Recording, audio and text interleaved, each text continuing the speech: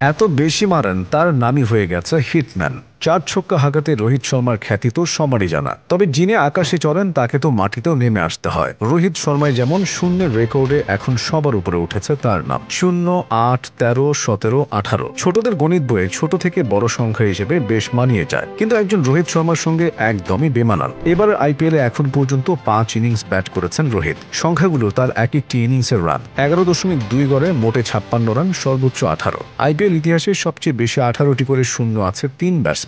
এর মধ্যে আছেন রোহিত, বাকি দুজন দীনেশ কার্তিক ও গ্লেন ম্যাক্সওয়েল। এক জায়গায় অবশ্য বাকিদের চেয়ে কিছুটা এগিয়ে আছেন ভারতীয় ওপেনার। রেকর্ড 18তম হাঁস শিকারে তাকেই যে সবচেয়ে বেশি ইনিংস খেলতে হয়েছে। কেউ কেউ বলতে পারেন এমন রান খরা অনেকেরই যায়, কথা সত্যি, কিন্তু রোহিতের রান খরা শুধু এবছরের নয়, আইপিএল এর সর্বশেষ 3 আসর ধরে রানের মধ্যে নেই তিনি। 2023 আইপিএল এর শুরু থেকে এখন পর্যন্ত সবচেয়ে কম ব্যাটিং গড় ঋদ্ধিমান সাহার 20.28, আর দ্বিতীয় সর্বনিম্ন 24.39 গড়ধারী ব্যাটসম্যানটি রোহিত শর্মা। হিসাবটি করা হয়েছে যেসব ব্যাটসম্যান অন্তত 25 ইনিংস ব্যাট করেছেন তাদের ধরে। ঋদ্ধিমান অনেকদিন ধরে ভারতের প্রথম সারির খেলোয়াড় নন, টি-20 শুরু ব্যাটসম্যান হিসেবেও কখনো পরিচিতি ছিল না তার, আর ব্যাটিংও করেন মিডল অর্ডার বা আরো নিচের দিকে। কিন্তু রোহিত শর্মা পুরোদস্তুর ব্যাটসম্যান, খেলেন ওপেনিং এ। গত বছর টি-20 বিশ্বকাপ জেতা পর্যন্ত ভারতের টি-20 দলের অধিনায়ক ছিলেন। এখনো 140 কোটি মানুষের দেশের জাতীয় দলের ওয়ানডে ও টেস্ট অধিনায়ক তিনি। কদিন আগে তো আইসিসি চ্যাম্পিয়ন্স ট্রফিও জিতেছেন। আইপিএল এর প্রথম আসর থেকে খেলে চলা রোহিত এখন পর্যন্ত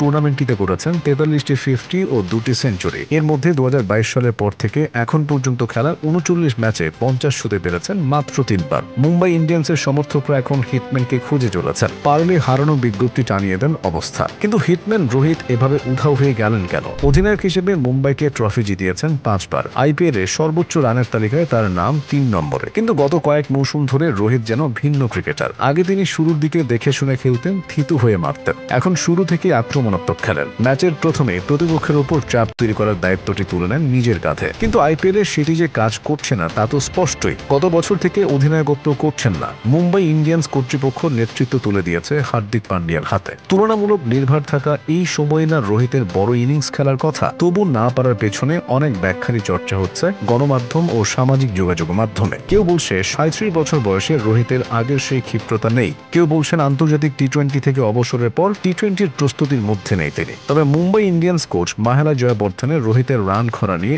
একদমই চিন্তিত নন, অন্তত প্রকাশিত নয়। রোহিতের ফর্ম নিয়ে জিজ্ঞেস করলে মুম্বাই কোচ বলেছেন যে ধরনের বলের সমস্যা হচ্ছে সেসব নিয়ে সে কাজ করছে। সে অভিজ্ঞ খেলোয়াড়। এবার আসরের লিগ পর্বে এখনো 9 ম্যাচ বাকি মুম্বাইয়ের। দেখা যাক হিটম্যানকে তাতে খুঁজে পাওয়া যায় কিনা।